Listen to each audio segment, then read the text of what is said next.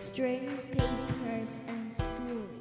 I recently got a lesson on hand bubbles from Sterling Johnson, a friend of mine from California, over the internet. And it made me think, is it possible to make hand bubbles with just original fairy and water?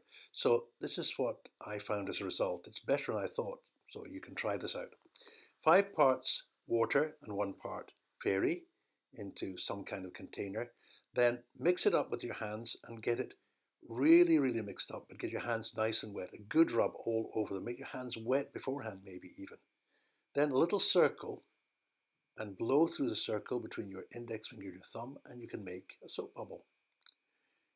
The secret is to keep it moving all the time because fairy is very, very thin and it drains very quickly. So the bubble won't last forever, won't last as long as some other bubbles, but it does work better than I expected. Now here I'm putting my other hand beneath it, blowing and then closing my thumb over, opening a new bubble, opening a new bubble, closing and opening, and making a chain of bubbles just by blowing, opening and closing. Just by blowing and there's a nice chain of 1, 2, 3, 4, 5 bubbles, which I never thought would be possible with just fairy on its own. Again, keep them moving. You'll see my fingers are moving and I'm moving them up and down and turning them round so that the liquid can't drain completely away. When it's draining one direction, I'm turning it round so it drains in the other direction. They'll last twice as long if you do that, but it will burst quicker than properly commercial bubble liquid. However, that's quite a nice thing to be able to play with, see what you can do.